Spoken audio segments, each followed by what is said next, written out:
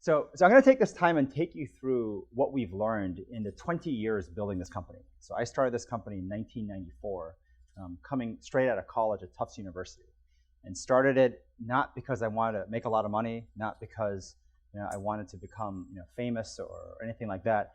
I had a high school sweetheart, which I couldn't pay for phone bills, being on financial aid, and I started the company literally to stay together and just to make money so we can keep our relationship going. And 20 years in building the company, there's a lot we learned.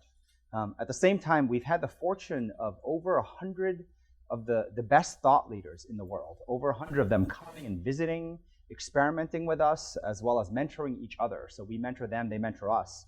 And I would argue of the top 100 thought leaders on people who understand human performance, 80 of the top 100 are actively involved in NextJump. So I'm taking a lot of what they've taught us, a lot of what we've done, and trying to culminate to this simple notion of what drives success. And this is down to an individual level, at a company level, at a team level, at a department level, and it can be at a family level, so every aspect possible. So one of the interesting things about business is a lot of analogies are taken out of sports.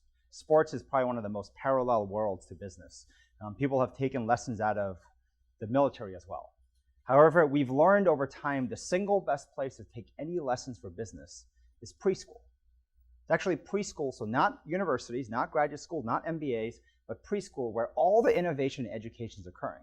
And if you think of what happens at preschools, starting at 3 years old, you're focusing on lessons of rituals, character development, how do you make someone more confident, more humble, more kind, all the things to make better human beings occurs actively in preschool. And these are pictures of the walls of the office, or in this case, the walls of the school and preschool.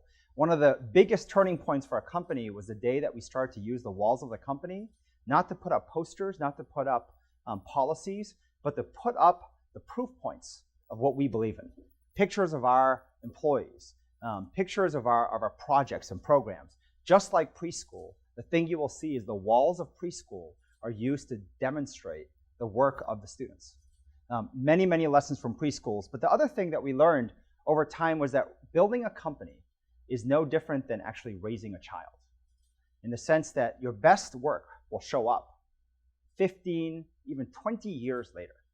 And so you're playing for the short term. You care about what they feel and what they do in the short term, but you care just as much about the long term. And I think a common misnotion in startup communities and the startup world is that how do I start this baby and then get rid of it in 18 months, in 12 months, maybe 2 years. And that's not how you build great companies. So a lot of lessons we've taken from the good and bad of parenting as well. So what I hope to do in this talk is to do two things. One is I hope to inspire you, and so this is all the thought leadership and all the thinking, but more importantly, and where I think 80% of the value is provide you some tools so that you know what to do. Because a lot of people will leave inspiring talks and hear people speak and say, God, I feel so inspired. Go 30 days, maybe 6 months, a year later, nothing has happened. And so how do you provide implementation tools? And so that's what I'll try to spend some time as well. So first, some quick context.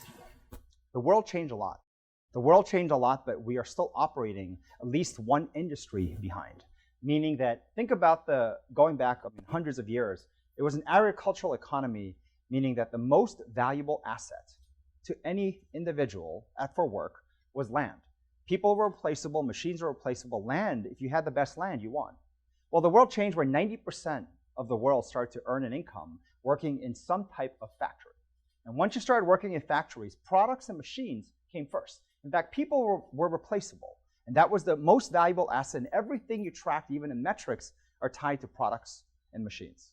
Well, now it's an information economy. And you ask any CEO out there, they will tell you the single most valuable asset in any business is its people.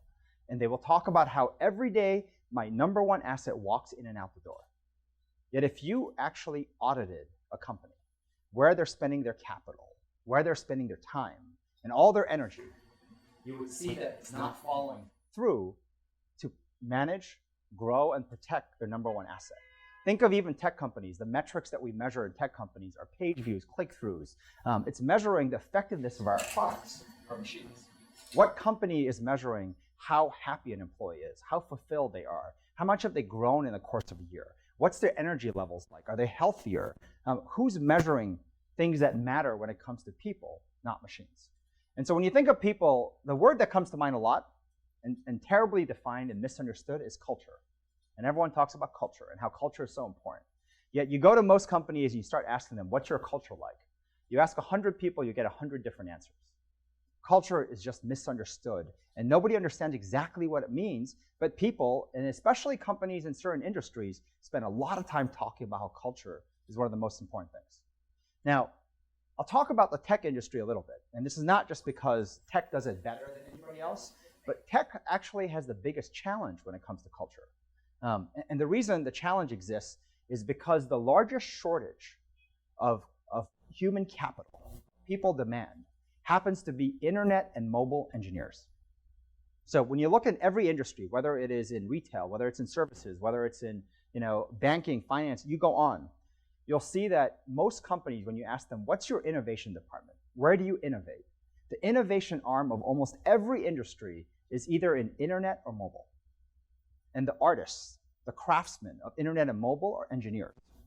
And in fact, this is a crazy stat. Last year alone in the US, with all the unemployment issues, there were 3 million open positions for engineers unfilled. 3 million positions not filled for engineers, and that's just the US last year. There's such a shortage. We're very involved and active with the mayor of New York City, and so the new mayor, de Blasio, commissioned a team of consultants from Boston Consulting Group to go and study industries to find out this whole topic of what they call income mobility. What companies help employees move up in career and income better than any other company? And so they found out that services and retail was the worst. So when you work in services and retail businesses, restaurants, for example, have 120% turnover a year. That's more than the entire staff leaving every year. McDonald's has 300% turnover a year. And in fact, they look at their employees as people who would be crooks, who would steal from them. And so that perpetuates this issue further and further. But every industry they talked to, they said, tech does it the best. You talk to a tech company and ask them about culture, they won't only talk about values on the wall or a mission statement. They'll start rattling off all these programs they run in culture. And the reason why this happens in tech is one simple reason. It's the challenge that technology companies have. The people to run their company, there's such a shortage of them that in order to attract and retain them, they've had to focus on people more than any other industry today.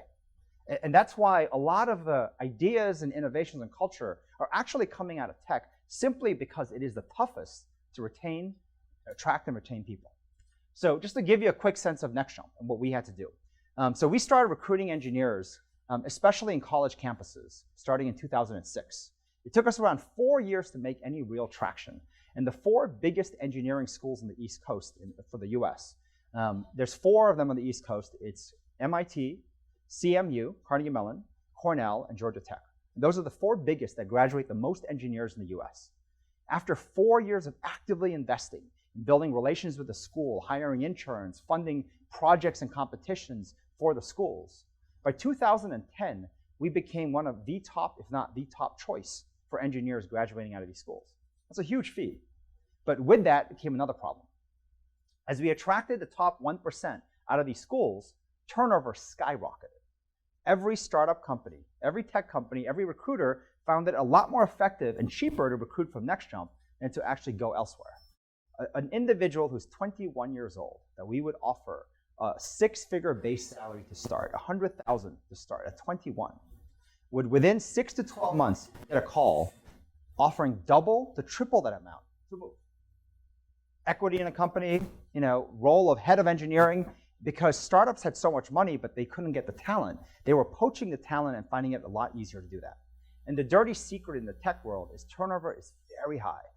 It takes 6 to 9 months, maybe a year to recruit someone, and they leave within 6 to 12 months. And imagine trying to build a business with that kind of turnover, and that's what exists in most tech companies. And in fact, our turnover got to 40%, and no matter what happened, it stayed at 40% for close to 2 years.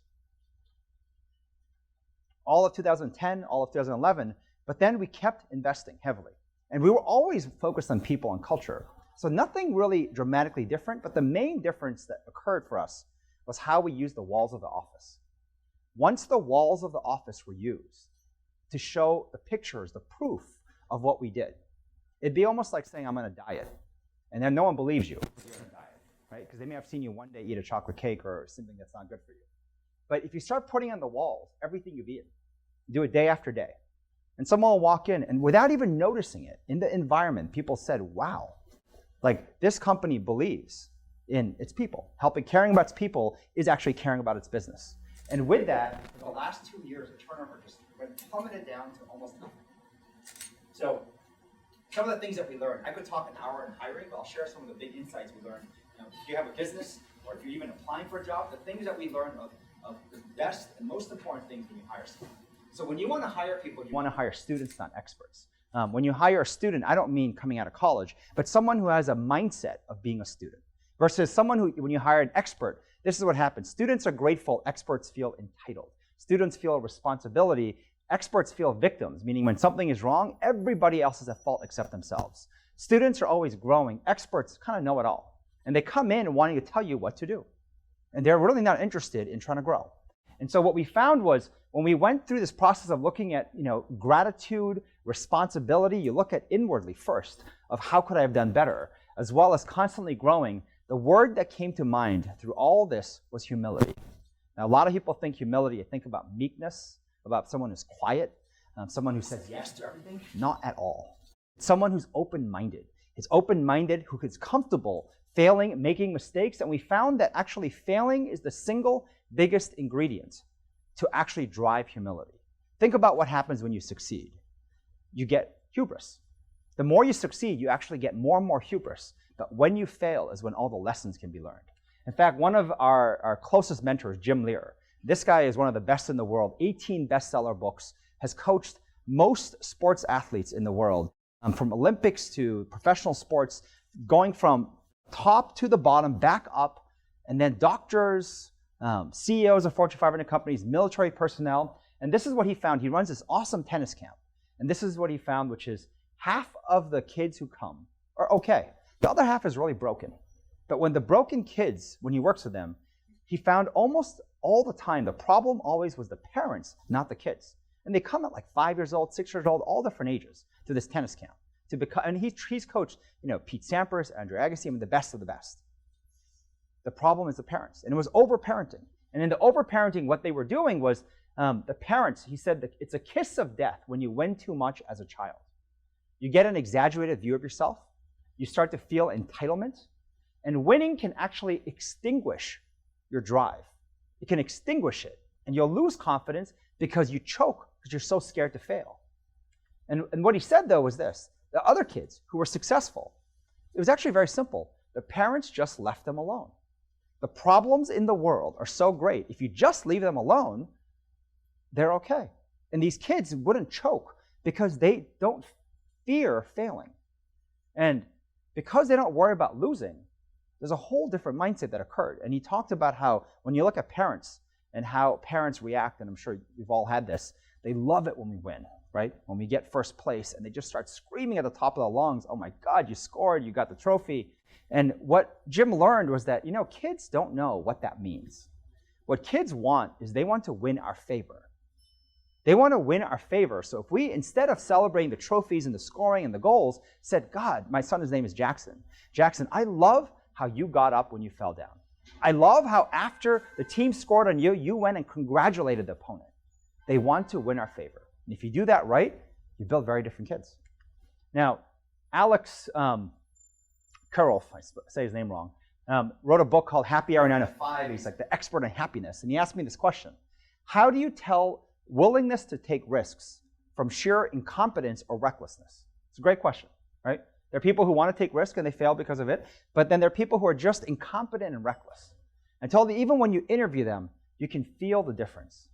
There's one set of people who you will feel despair and absolutely no lessons. Meaning you talk to them, they failed. How'd it go? They're like, oh my God, don't do it again.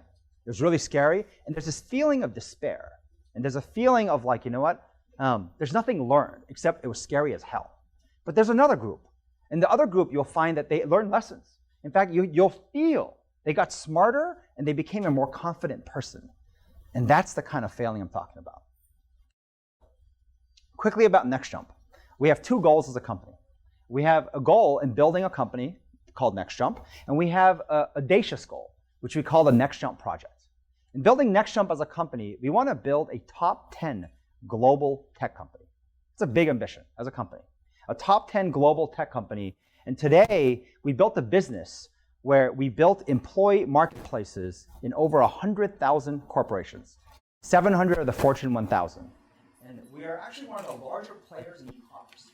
Nobody hears about us because it's all separate stores, a store in Goldman Sachs, a store in Bank of America, a store in Dell, Cisco, and so forth. And we do billions in sales in commerce. That's a big business.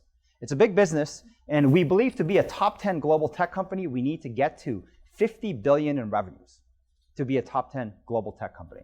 We're on trend to do that somewhere in the 5 to 10 year window. 5 if it's fast, 10 if it's slow. But we have a bigger goal, which is what we call our audacious goal. And this audacious goal is the NextJump Project. Every employee in the company is part of the NextJump Project, in which we believe we can change the world by helping change workplace culture. There's a time in the world right now where everything is moving from that manufacturing age into the information age, and companies don't know how or what to do to make that shift. Well, we've experimented and learned a lot, and we're sharing and giving away as much as possible because we believe that's how you fix the world. So this is a question for everybody. Whether you're an employee, whether you are a CEO, the question is, are you a zombie?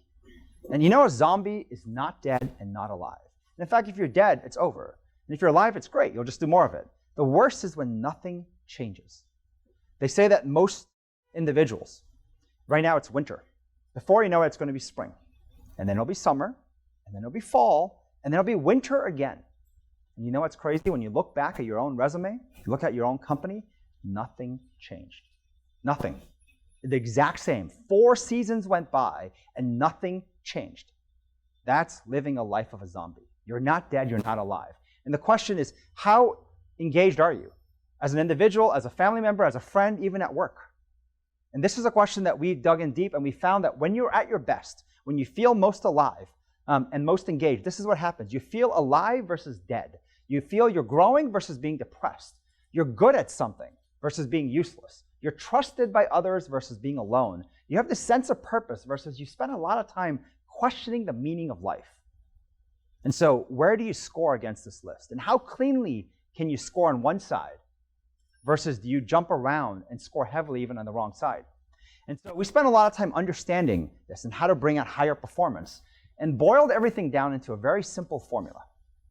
We learned that true wealth, we're not talking about moment-to-moment short-term happiness, but true wealth is long-term sustained happiness. And that comes from 2 things. One is growing.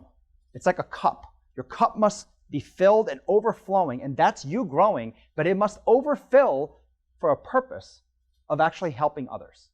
Every human being is wired to service other human beings. And this is something that every research point will point to. Human beings are meant to service other human beings. And here's a great example. There's certain industries, whether you're working in EMS, whether you're a teacher, you're a firefighter, miserable job conditions, terrible pay, yet they still go to work fulfilled. They leave fulfilled in those conditions. And the reason is because in those industries, the job function is actually to help other human beings. A lot of us have jobs that are not actually to service other human beings. And so when you don't find your purpose, a way to service other human beings, you get very self-absorbed. And when you focus only on yourself, only on your own career, only on your own cup, before you know what you do? Instead of spilling over to help others, you say, I need a bigger cup. I got to upgrade. My goal of having this much money just grew to have this much now. My title that I wanted, a VP, I want senior VP. We keep upgrading, and we say, one day we will help others. And we totally don't know how to do it. And so what we learned was this, that in life, we focus so much of our efforts on outcome. But you can't actually win by focusing on outcome. You can't say, I want love. I want happiness. Instead, you have to focus on the winning process. And so we took this, and you can come up with whatever you want, but we came up with a high recall, cute phrase. We call it better me plus better you equals better us. Us is the world. And so as a company, as an individual, if you pour all your investments into 2 areas, to continue to better me for the purpose of helping others through better you, Everything else will work out. And that's how we built our culture, our company.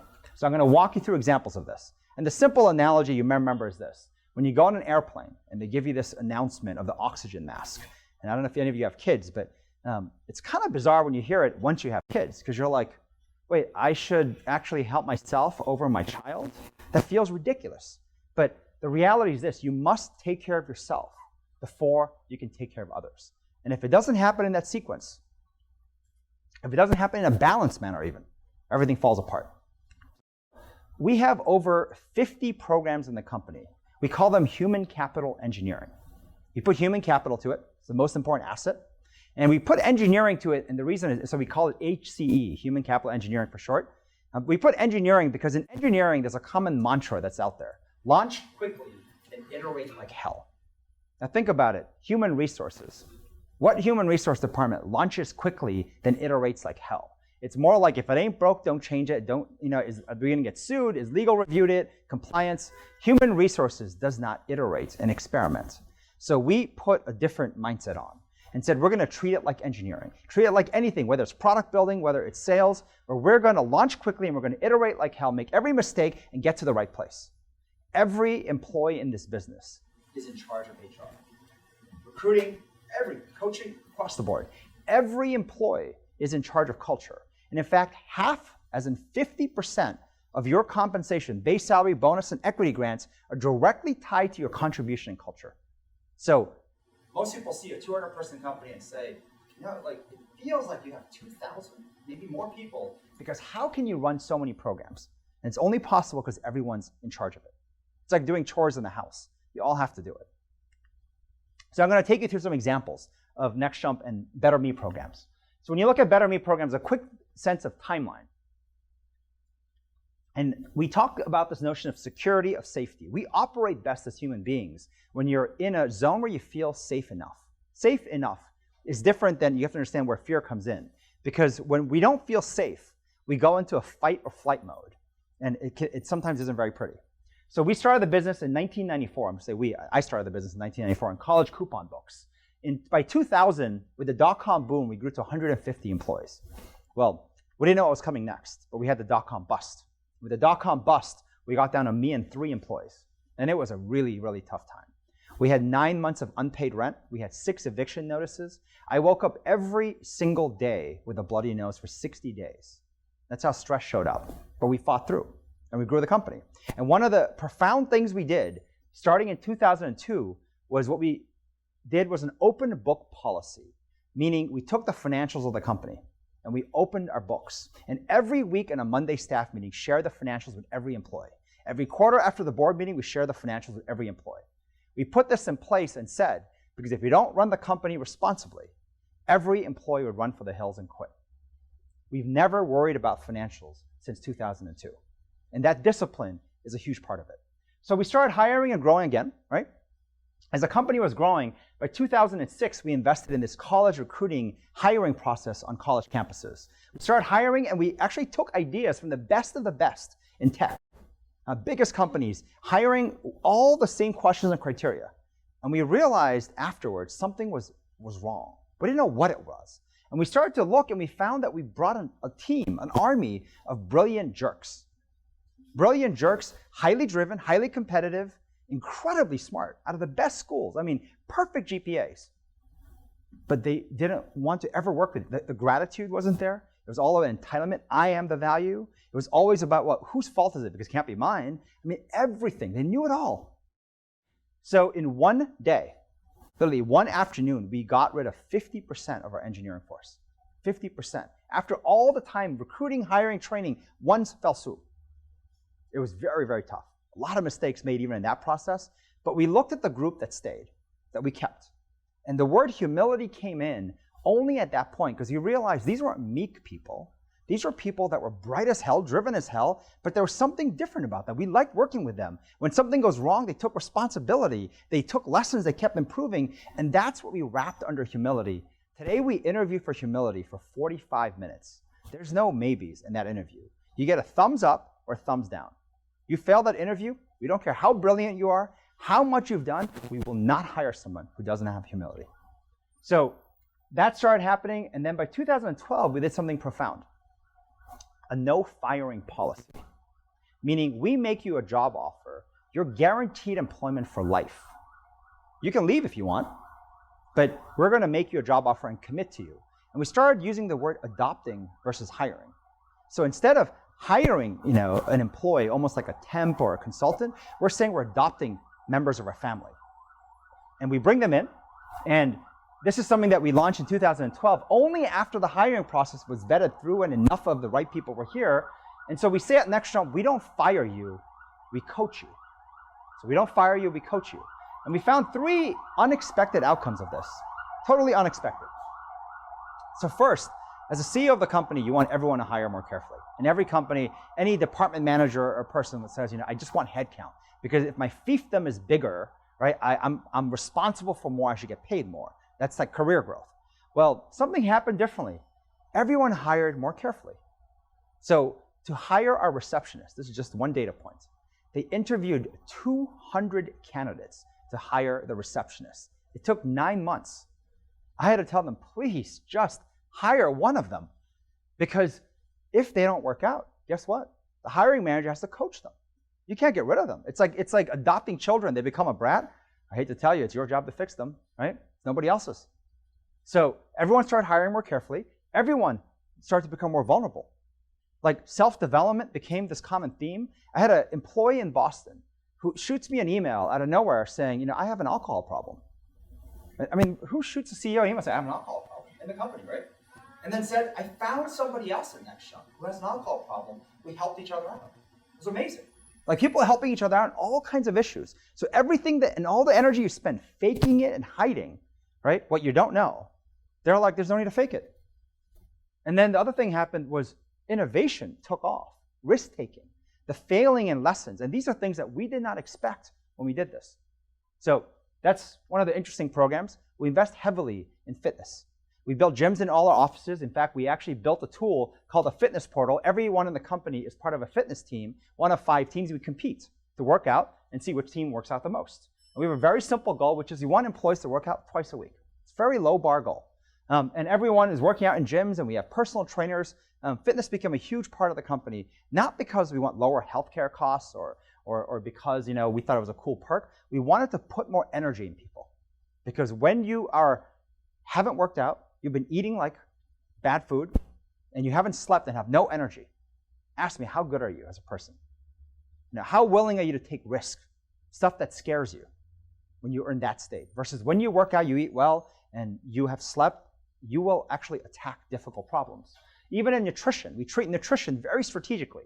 Every nutritionist we talked to said, one question they ask you, do you eat breakfast?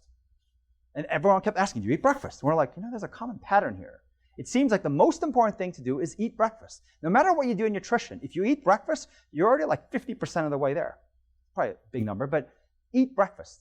So then breakfast was the first meal we offered for free. If you run a company, it is cheap to offer breakfast. It's expensive to offer dinner. We offered breakfast for free, and in fact, people started eating breakfast at noon, so we had to lock the fridges before noon so that we said, eating breakfast at noon is not breakfast. And we don't lock the fridges anymore, but to get the ritual of eating breakfast every day. The entire company, it's a ritual to eat breakfast. Then you only get free lunch if you work out. Every day at noon or 1 o'clock in the gym, there's a workout. There's a boxing class, a yoga class, a dance class. We have all kinds of classes. And if you work out in the class, you get free healthy lunch. And then dinner is healthy, it's free, but it was about community. Eating together was all that we found about dinner. So meals were used strategically. This is a graph showing what happened to us over the years in fitness. We got a lot of coverage from the New York Times. The gamification teams and books love us about this, where they talk about how we gamified fitness. Right? We started the fitness program, and 5% of the employees worked out regularly. And by the way, twice a week is such a low bar, but we have 75% engineers. Most engineers never stepped in the gym once in their lives.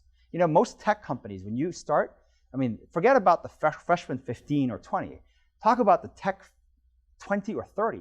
People gain 30 pounds because there's more food, higher quality, fattier. You can eat as much as you want, working all 7 days a week.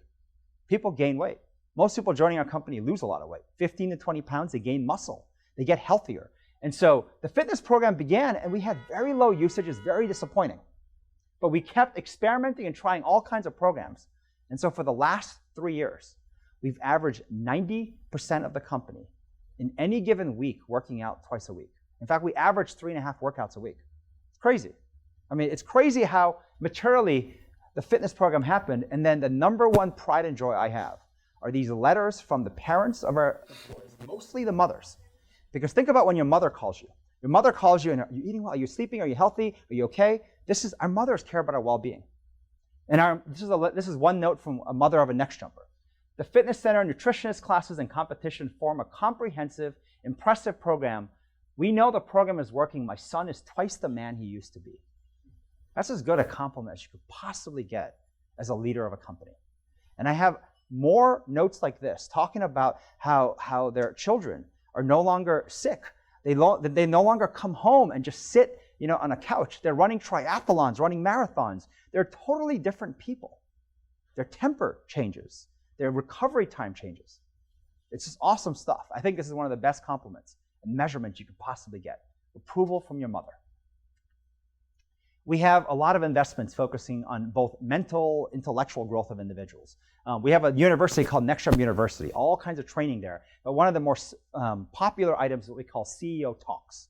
This is a speaker series where we have no budget, but just like I'm speaking here, we have no budget, and we literally have people who love what we're doing and want to give it their all to us. And they come volunteer an hour out of their time, coming from as far as India, all over, and they speak to our employees, and it's a lot of vulnerable talk. They talk about how they went through bankruptcy and had to sleep on the floor of the office. They talk about how they had cancer. They talk about how their spouse ran off on them. They talk about all these terrible things that happened. And something profound occurred across our employees. They said that, oh my God, they have problems just like me. And in fact, some of their problems are far worse than mine. And despite that, they succeeded. That gives me fire. That makes me want to do more. And some of these people, I don't know if you've heard, the next one's coming up. We have Arianna Huffington, who founded Huffington Post, coming in April. We have Morten Meyerson, who ran 2 Fortune 100 companies. These are like the best of the best coming in, giving their time. Every month we have this talk. In fact, just this week, we launched a new series that occurs every other window between these, where startup CEOs that we mentor are now coming in to talk about what startup life is like. This is one of the most profound things that's made people grow. I have more employees in our company in the last year who have come to me saying, in my entire life, and people even like 40, 50, saying, in my entire life, I grew more in the last year than I did my entire life. And they attribute almost all of it to this one program. We call it TPs, Talking Partners. A talking partner, and TP, like it sounds, is like toilet paper. Someone to take your shit. So this is someone, because think about when you go to work. We all have problems in our head, toxins. Maybe you didn't get sleep. Maybe your parents drove you crazy. Maybe your spouse drove you crazy. Maybe something is happening and you're supposed to take all this, bottle it up, and go sit in a meeting and then just be on fire, right? And then go to the next meeting and be on fire, as if this never even happened. You can't operate this way. So we created a ritual. Every employee in the company is paired up in 2s, talking partners. They tend to actually be an arrogant and an insecure person partnered together because they also can help each other. And it's a daily ritual. While having breakfast, they meet. So we call it meet, vent, work. And the first thing they do is they meet every day for at least 30 minutes or so, and they vent. They talk about all the things bothering them. And the role of the other partner is to empathize and listen, like deep listening. Now, men do this the worst. They're like, I'll fix that problem for you. Your mom's driving you crazy. I've got an idea. Your father passed away. I've got some ideas too. Like, they're dying to fix, but it's not about fixing. Let them vent. And you'll see, no matter what problem you have in your life, the more you talk about it with someone, sometimes it's a year, sometimes it's longer. At some point, you're done. Like, it's almost like having a good cry. Like, nothing changed, but you suddenly feel better. And you can't cry anymore because you're done. So venting occurs to get the toxins out, and then it's about work. But work is about getting pushed. So I tend to skew arrogant. What I mean by arrogant is that my confidence is a lot higher than my humility. And so I'm imbalanced towards arrogance. Where my talking partner, Megan, she's much more humble than she's confident, and she imbalances towards insecurity. And so she sees things that I don't see. So when I meet with her, I talk about all the things I'm certain about. And she'll say, that sounds exactly like the last 6 times you said this. Maybe you should consider taking a different tactic. Maybe you should try vulnerability, patience, discipline. Versus when she talks about all the things she's worried about, can't do, I'm like, come on, you're better than most people I've seen. So I push her to be more aggressive, more optimistic, more courageous. And as this occurred every single day, the greatest growth occurred by individual in the company. Programs embed you, helping others. One of the things you realize is we hired engineers well. A lot of companies, including nonprofits, lack engineering resources. Everyone we talked to would say that, someone helped to volunteer, make, something better, for us, mobile sites and e-commerce sites, 8 months, 2 years, and still not done. So we said every engineer in our company gets 2 weeks in teams of 3, 2 weeks fully dedicated to go work for any charitable cause of their choice. So a team leader and 2 supporting people, they pick anything they want and they go work all out. And in fact, they get 2 weeks, but they work 14 days, all-nighters, go crazy. And the feedback we get from these charities are like, I don't believe this. Literally 2 years we've been trying to get this done. Your team did it in 10 days. It's amazing. And 2 things occurred that we found for Code for a Cause. 2 things that we, once again, did not expect. First is our people came back feeling like more grateful. Ever spend time with people who have more money than you? People who are more successful than you? It makes you feel envy. It makes you feel bad. It's like you get seduced to the dark side. Spend time helping those who have less than you. You feel grateful for everything you have, and you feel the need to do more of it. They came back grateful for their skills, for their know-how, and said that, I need to do more of this. But this is the other profound thing that occurred. They all came back saying, you know what? I'm not as good as I thought. I thought I was good for everything, but I'm here trying to help this group I really care about, right? And I couldn't present well. I didn't know how to communicate well. I didn't know how to do analytics. I didn't know how to do front-end coding. I was such a back-end coder, or I was only front-end, I didn't do back-end. All of it matters. And they came in understanding the gaps in their skills, wanting to improve. And you know how hard it is to drive someone to have motivation to improve themselves? Well, this program did it magically. So we're doing this more and more. Another program that we launched as of last year. This is Will Murray co-founded Covey Leadership with the late Stephen Covey. The book 7 Habits of Successful People is the most widely sold book, I think as much as the Bible is what I've heard. But Will Murray, or maybe the Bible sold more than that, but still close enough. But Will Murray saw this project and said, what if every for-profit business adopted a worthy nonprofit to share office space with, share their business prowess, help mentor employees, and share some resources? Imagine having thousands of big businesses magnify the impact of smart charities, and that'd be a revolution. So we did something that we want to spread. We're encouraging every for-profit company, have the courage, have the ability to adopt a single nonprofit. We took this group Summer Search, around 20 staff members. They work with the poorest schools, high schools, to mentor kids. And the kids are always single parent, broken families, to mentor them to become great. We took them in, we gave them $500,000 worth of office space for $1 a year, as long as they want. And more importantly, our entire environment to help their staff grow. Because charities are so focused on helping others, they never take care of themselves. So we brought them in to say, we will help fill your cup so you can continue to flow over to others. Recognition programs, all kinds of recognition. And in fact, all the programs we're building now, we're building into mobile apps and what we call intranet 2.0. The notion of intranet 2.0 is corporations have intranets, so internal intranets. And they're all on desktops, but yet we're all on our phone all the time.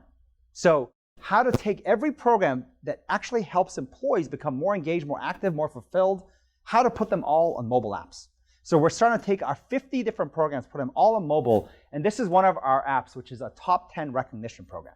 And there's 2 things we learned about recognition. 2 things that typically go wrong. One is companies, as in the leaders, the management, maybe the CEO, recognizes one individual and pisses off everybody else.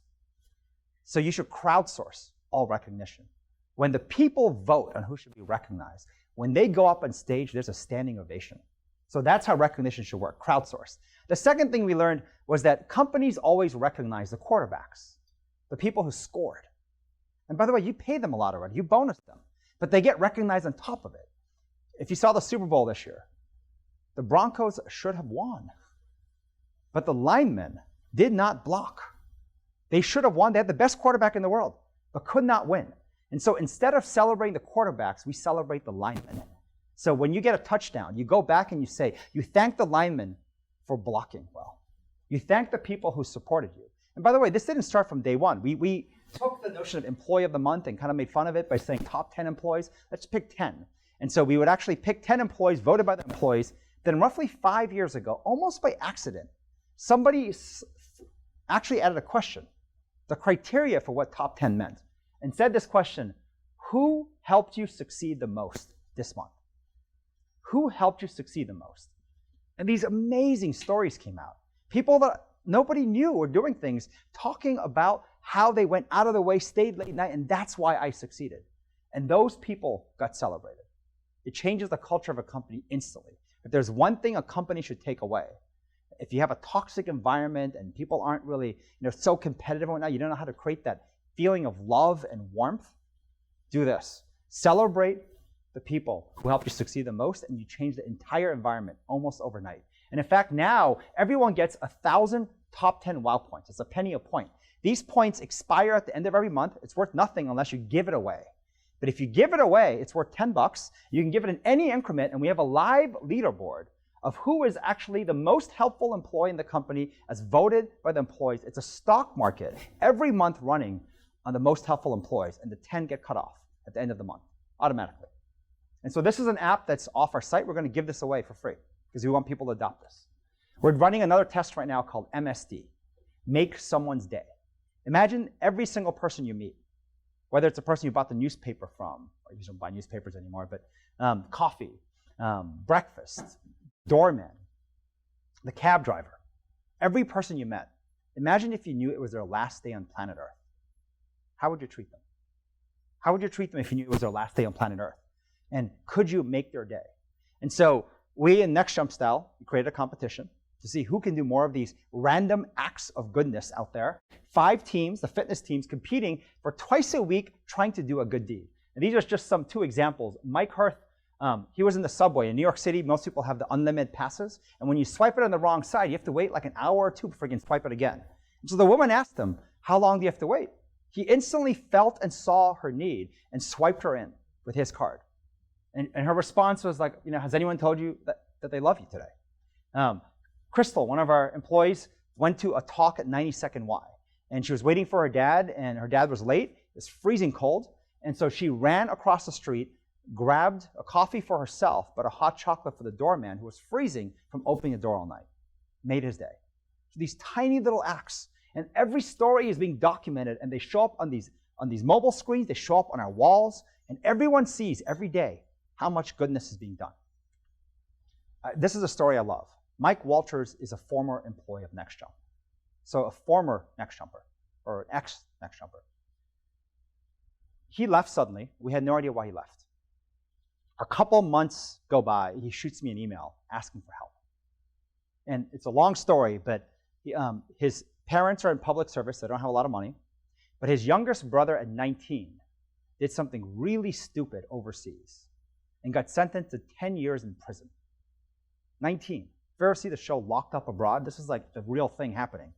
And they spent 2 years, depleting all their money, all their efforts to try to fight in a foreign country, and they were completely out.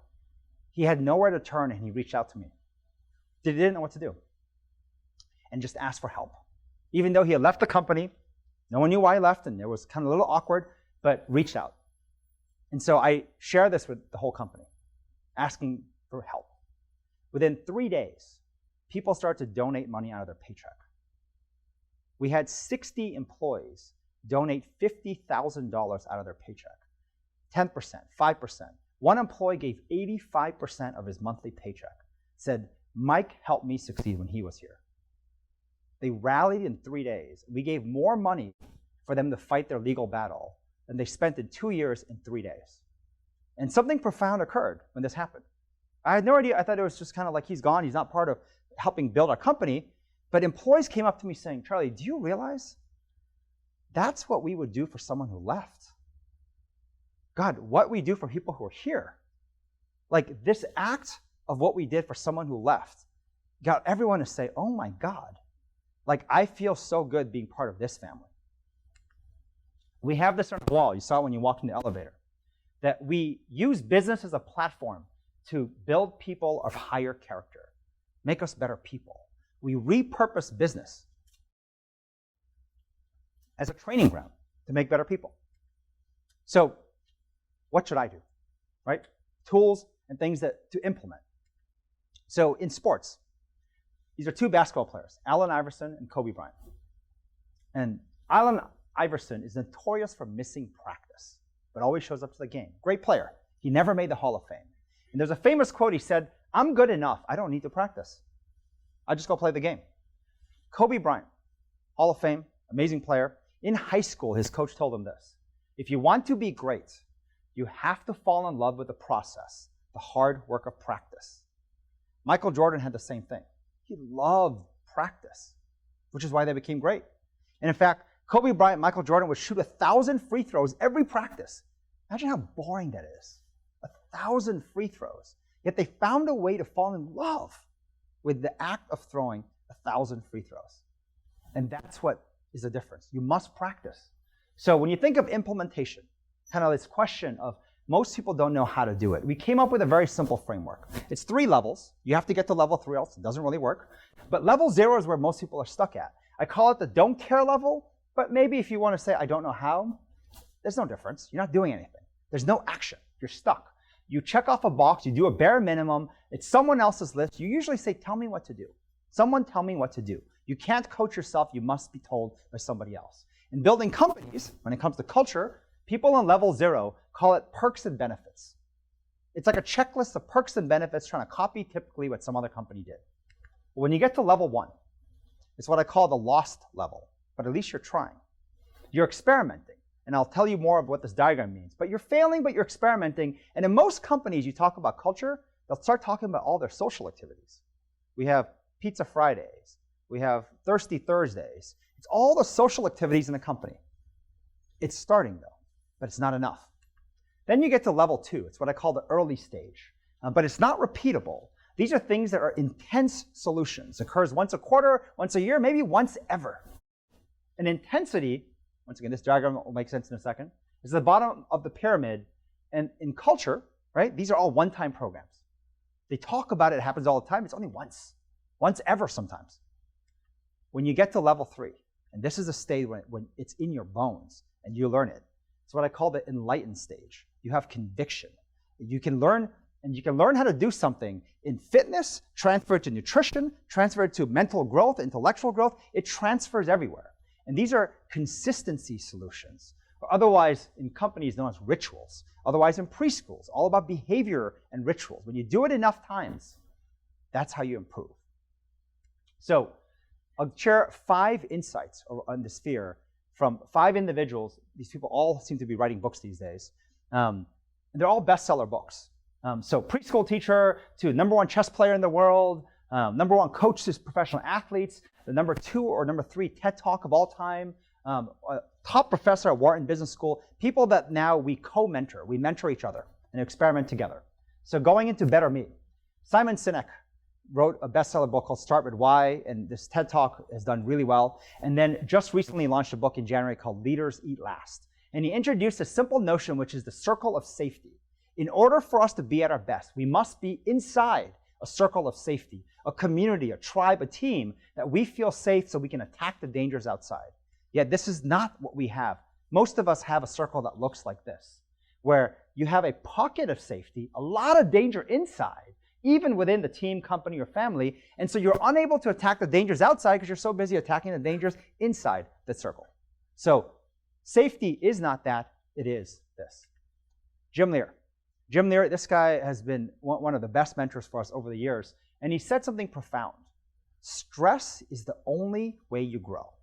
Stress is the only way you grow. And he said everybody's looking for zones that are stress-free because we believe that that's where life is best. You run away from anything stressful. But this leads to complacency. It's a death chant to your life. Your muscles atrophy and you become a mental and emotional wimp. Stress is the only way you grow. Chronic stress is what leads to burnout. And so the notion of stress and then recovery. Think about if you want stronger biceps.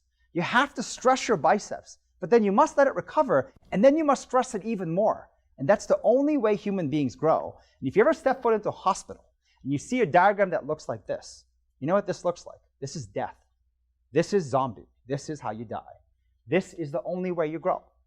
Now, when we work with Jim, his latest book called The Only Way to Win, he shared with us this profound learning, this idea that character is a muscle, and like all muscles, can be exercised. And if you don't exercise it, by the way, it will atrophy. Now, when most people say character, think of what you comes to your mind. I am who I am. I can't change, right? People can't change. I am who I am. So that would mean that you can't become more confident, you can't become more humble, you can't become more kind. Of course you can. And in fact, the more you practice it, the stronger it grows. And so he gave us a list of all these character attributes, but when we spent time experimenting with him and back and forth, we came down to 2 character traits that matter most in all human beings. In fact, it's what we call the mother of all character attributes. Everything else are cousins of it or sisters of it. Confidence and humility. And by the way, the balance of these 2 is the biggest key. So if you're confident, you tend to speak up a lot. You tend to be more aggressive, courageous, optimistic. But if you're humble, you're a great listener, you're patient, vulnerable, disciplined, but you're imbalanced on the other side. And that's a big problem.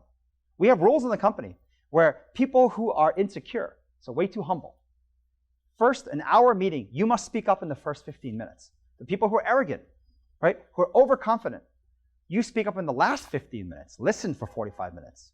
And what we found was that when there's a character imbalance where confidence is higher than humility, which is by definition arrogance, or humility is higher than confidence, by definition is insecurity, it's like a game of tennis. If you ever play tennis, we all play the forehand well. We all suck at the backhand though. And you know what happens when stress hits us? You must win this point. You overcompensate and you hit the backhand with a forehand. And any decent player will always beat you because you can't get far enough to the ball because you moved off the court. So and your backhand may never become your forehand, but you must be proficient enough to play both sides. Otherwise, at the moment of stress, all arrogant people make an arrogant decision. At the moment of stress, all insecure people make an insecure decision. And you know what's crazy? It's always wrong.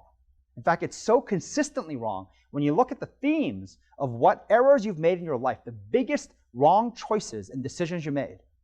There's actually a pattern. And that pattern is crazy because that means you can fix it. It's not random, even though it may seem random at the time. Jim then went and spent time in Spain with bullfighters, matadors. And the question he says, how the hell can you be this confident when an animal that size is charging to kill you? How does this happen? So he asked him, how do you train? And what he learned was that they train actually from the outside in. They do what they call the matador walk. They walk with confidence, shoulders back, head high. And when you train physically, it actually changes you inside. Emotionally, intellectually, spiritually, it changes you. Because the bull can read and sense your fear. And so what he found was, as he learned this insight and lesson, he found that you find this in sports a lot. If you ever have a friend who runs marathons all the time, and if you have that, they're really boring people. Because they're so used to conserving energy that when you even speak to them, they're just boring and dull. Ever have a friend who's a sprinter, though? A sprinter is totally different. They spend energy like drunken sailors. And the physical activity of those 2 types of individuals actually morphed into how they are inside. But we also found that not only can you train that way, you must use every opportunity to practice. Work, driving revenue, is very stressful. In fact, oftentimes it's like saying, the only time I'm going to practice is actually in the Olympics. You can't do that. So we use culture initiatives as a practice ground, and we even go all the way back home because stress is actually an opportunity to practice. But when your guard is down, which is typically at home, when sometimes the worst of us comes out, it's also an opportunity to practice. And we found that what you're doing, in essence, is learning to control your fear of failing. Once you control your fear of failing, you can see transformational change in people. I'll give you examples of all this too. The lesson we learned from Josh Waitzkin. So Josh Waitzkin is a fascinating guy. He lives in New York City. If you ever watched the movie Searching for Bobby Fischer, it's a movie about a chess player. It's actually a movie about Josh. Josh became the best chess player in the world, and then decided that he's going to be best at some totally different discipline, martial arts. Chess, martial arts. Now in martial arts, the martial arts he went after, it's in Taiwan, and It goes as a tournament every 2 years, and there's a guy there who won this title for 9 years straight. So here is Josh, white boy from New York City who played chess, was going to go to Taiwan and win martial arts. Well, he trained like hell. He trained like hell, and in 6 years, he actually got the title of world champion. It's like insane. He wrote a book. It's one of the best books out there on learning and the process of learning and how human beings work. And the discipline, the process that he learned in chess was the exact same process he applied in martial arts. And one of the biggest insights he learned was this: you can endlessly upgrade. Growth occurs in levels, but you do worse before you do better. A lot of times you do worse and you're like, you know what, bail. This practice doesn't work. But think about it. When you play out of your comfort zone, out of your safety, of course you're going to do worse. And you have to stick with it. And when you stick with it, at some point you will turn up. Yet this is what most of our lives look like. Most of us actually have 1 to 2 years job experience. I think 2 is being generous. 1 is more likely. 1 year job experience, repeated 20 to 30 times in your life. You do something well, right?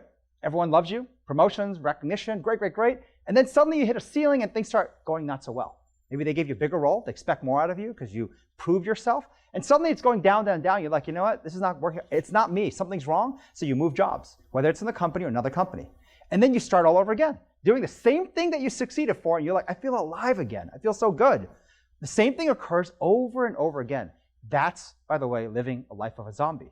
That's living a life of nothing versus this is what you have to do to grow. I'll share the story of Nayan. Nayan's one of our engineers, top engineers, came out of Cornell graduate school, and he has a very big role. His job, he owns the homepage of our e-commerce site. Based on what he does, you can see the revenue move pretty widely. That's a big responsibility. But Nayan's humble, overly humble, so he's insecure. He can't decide what to put on the homepage. So what does he do? He walks around the office and asks everyone, what do you think? And then he comes to us and says, this is what I put. I asked everybody, and this is what I put. So I asked Nayan a question. Are you telling me that the office manager decided what should go on the homepage for our e-commerce site? We're doing billions in sales, and an office manager decided when we hired you for your judgment and your expertise, you took the opinions of others? Happens all the time. He's nervous. So we took an initiative in culture.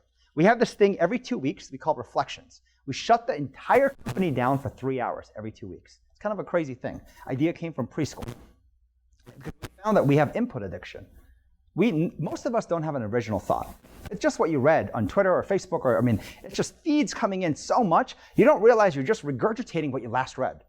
So unless you plug out, no cell phones, no Twitter, no Facebook, nothing, no client meetings, everything shuts down and people go in teams of typically 3 to 6 people. And they reflect in quiet time for 3 hours every 2 weeks. It's a lot of time. It's a huge investment. Well, Nayan's in charge of running reflections, the topics and how it runs. And so for the last 6 months, people have said, it really sucks. It's kind of a waste of time not working for me, right? So Nayan's trying to make it well. So he comes to me and says, you know what? I had a great session though.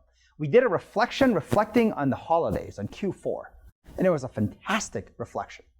So I asked him, how many times a year can you do a Q4 reflection? It's once. You need something more consistent. And he couldn't come up with anything. So we took the training home. So Nayan is married to this woman who goes to business school in Michigan. They see each other every 3 weeks. He flies over or she flies here. And so I asked him a question. This is actually a year ago. I asked him, what do you guys do for meals? Do you cook? Do you go out? He's like, oh, we go out. I was like, so what do you do how do you pick the restaurant? Well, I read Yelp and reviews and all kinds of stuff before we decide where to go. And I was like, so funny, Nayan. Even in picking restaurants, you can't have an opinion. You have to read the opinions of others to decide where to go eat. So I want you to try an exercise for me. When you go out to eat, first I want you to tell your wife, from now on, I will pick all the restaurants. I want you to read not a single review. Walk on the streets and use your signals and data gathering in real time, and you make your best judgment call. Go do that. Now, CEO says this to one of our engineers. They're not going to do it. That's what I thought. So I asked them literally 2 weeks ago, by the way, did you ever do that restaurant exercise? He's like, oh yeah. In fact, you know what? Like, I am the guy who picks restaurants. I go out with my friends, they go to Soho, and we walk the streets, and I'm the person who picks the restaurant. And I was like, how is this even possible? You must have made so many mistakes. And he's like, yeah, but I found a lot of gems. And I was like, well, take me back to the beginning when you first did this with your wife. What happened, right? And he's like, well, we meet each other and whatnot, and I told her I'll do this, and so the first 2 meals really sucked. They're really bad meals. And I was like, so what gave you the courage to push forward? He's like, well, I looked at her, and I saw that she didn't really seem to mind that much. And the minute I realized there's no downside, I just pushed forward, and we hit a gem. We found the gem in the 3rd try. And I was like, it's so funny, Nayan, because the day that you convince yourself there's no downside, even though you only see each other every 3 weeks, you earn hard-earned money, and you can't have dinner twice, and a bad meal doesn't do wonders for your company, right? When you're having a wife you haven't seen in long, and yet you said there's no downside. And the minute you said there's no downside, boom, courage came into you, and you were able to perform at different levels. Well, we've taken that program, brought it into reflection, brought it into revenue. He's working on it. So using every aspect of what you do to train. Looking at better you. Adam Grant wrote this awesome book called Give and Take. And he talked about how the whole world can be broken up into 3 types of people: givers, takers, and matchers. So most people know what takers are, and most people know givers. Matcher is someone who trades evenly. So when you meet someone and saying, I'll do something for you, but I need you to do something for me. That's a matcher. They trade evenly with you. And in fact, what he found was when he put a spectrum, a study of every single person in the world and where they fall from least successful to most successful, he found matchers and takers went square in the middle. And in fact, matchers are seen as takers from most point of views. But here's the profound thing that occurred. Givers were actually at the bottom as well. The least successful people in the world are givers. They give too much, they get taken advantage of. The most successful people in the world, they were givers also. So what was the difference? The people at top knew how to find the balance over time of giving and taking. Now, the only difference between a matcher and a giver is this. A matcher gives with a predetermined mindset of taking, where a true giver gives expecting nothing back in return. But over time, they get smarter at picking the right people to give to, and what happens is there is always a take that comes back around, sometimes accidentally. I'll give you an example in a second, but so this is not the right way to give, not the right way to help people. This is what has to happen, not in the short term, but in the long term.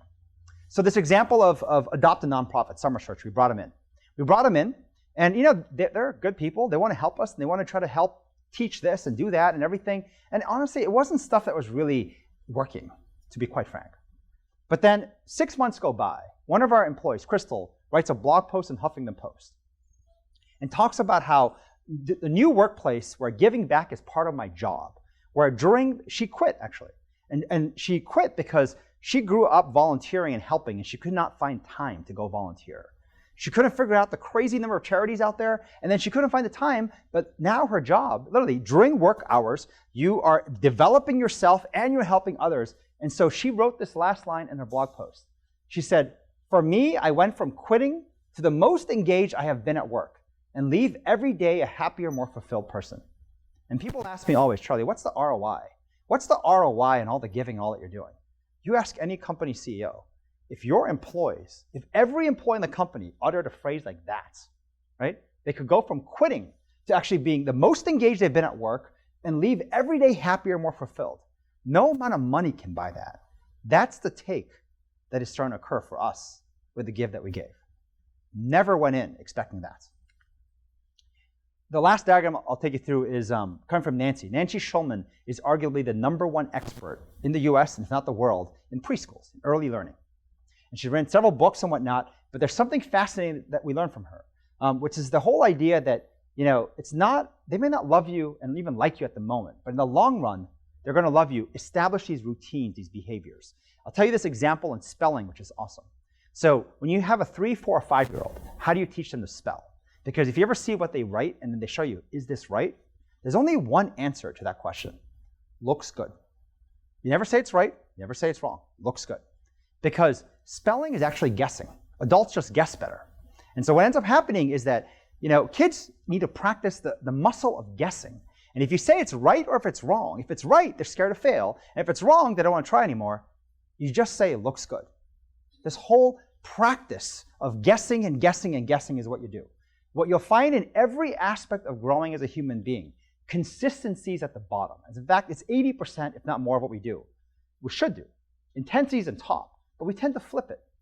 Everything we do is a shortcut. So think of, what we do incorrectly and how we grow versus how you should grow. I'll give you some examples.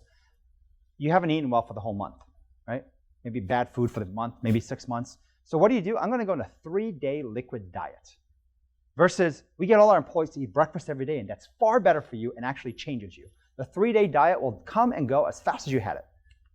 Exercise. I haven't worked out for the whole month. I'm going to go for a 2, maybe 4-hour run.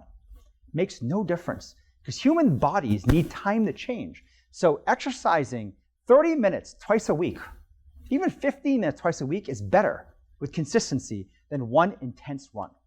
When it comes to mentorship, you know what happens? You meet quarterly, maybe annually, maybe once ever. You're like, I had this one mentor, great, versus we have mentorship occurring every single day. Think about giving. Well, it's the holidays. We always want to give, right? Checkbooks open up. Oh my God, the holiday giving spirit, we give, and then we don't give again for a whole year. Versus making someone's day twice a week, every single week for 52 weeks. Put in rituals and practice. There's a guy I had the fortune of learning how to ski from. Billy the Kid was an Olympic skier. And I had skiing lessons for him to race in this 13-second race. And the only lesson he taught me the entire day was standing like this.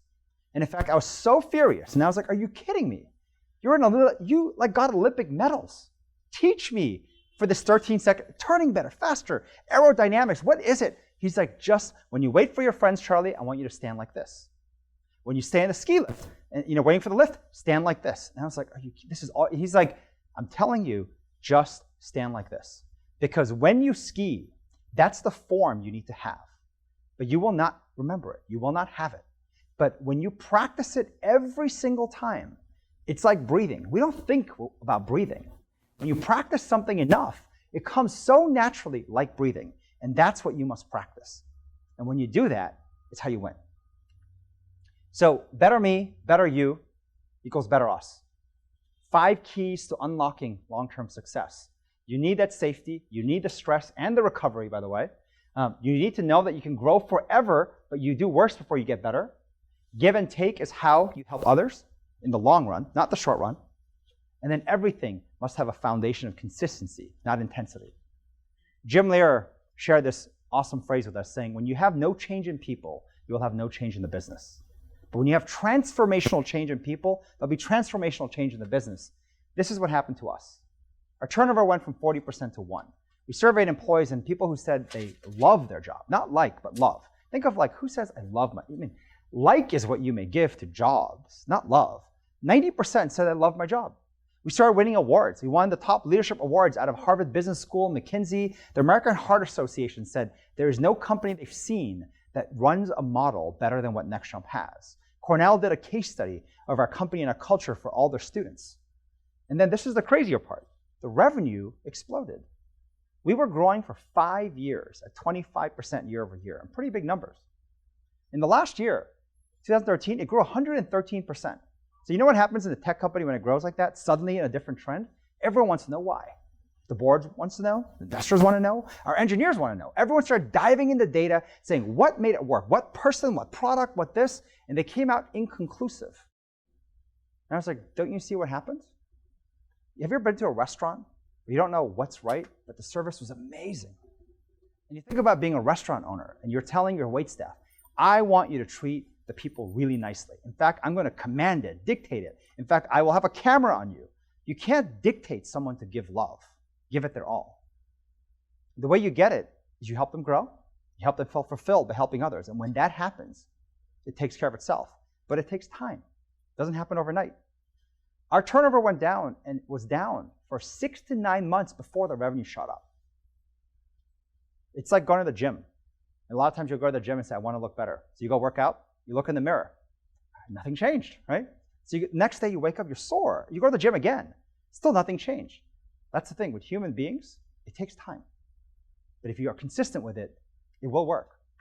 And if you saw this when you walked in on the 8th floor, we have this phrase on the wall of the company. Finding a better way to define success. Not defining it by revenue, profit, share price, size of company, how many heads we have, by defining it by simple phrase of building a company that will make your mother and father proud. And think of what happens. Our fathers are most proud when we achieve something, when we graduate, get promoted. It's a better me. Our mothers are happiest when you take care of yourself, but also help others, take care of others. It's the ultimate success. They love when we do better me plus better you. Quick and last story of my father.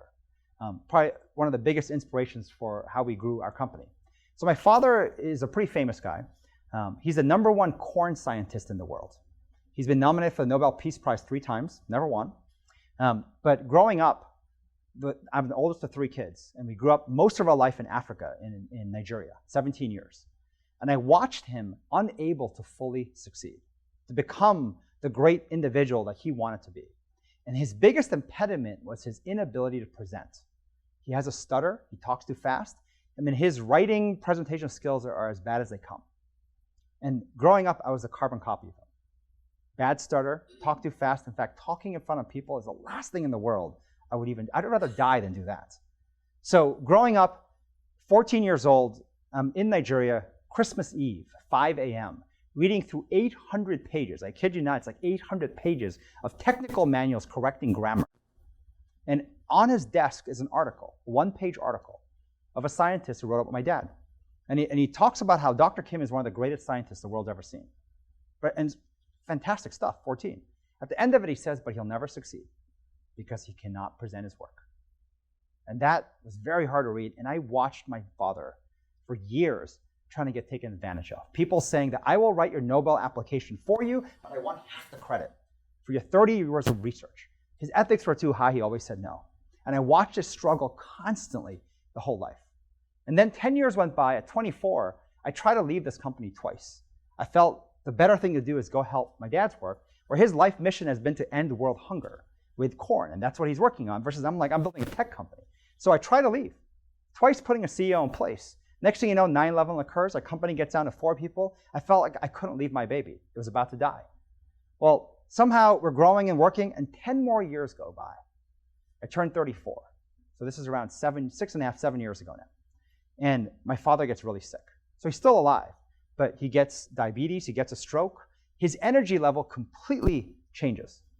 And he used to always say, getting the Nobel Prize would be like having a megaphone. His message would spread in the world so much faster. And that same year, I met this billionaire who told me I only buy art from living artists because I believe in putting fuel behind those who are alive, who can change and make a difference in the world. And that day, it was sort of a very odd day. I felt like if my father got the Nobel Prize, it'd be a trophy on our mantle. It's not an amplifier anymore. And so from that day, we changed what we stood for as a company.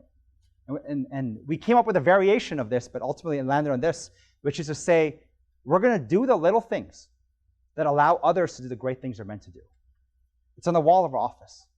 And we said that, the number of people out there who have incredible talents but lack something. They lack the introductions, they lack the money, they lack the presentation skills. And so they can never do the great things they're meant to do because they lack something that is actually significant to them but could be so little to us. And if we keep bettering me, keep getting better, whether it's helping a charity with funds, when you make more money, it's little to you. When you're having more knowledge, it's little to you. Our Better Me program is built to make everything we're doing well little, so that we can help others, the better you, so they can do the great things they're meant to do. My mom would always tell this to me, which was change the phrase where when you say, when I have enough for myself, then I will give to others, to I have so much more than most people, my cup overfloweth unto others less fortunate. Thank you.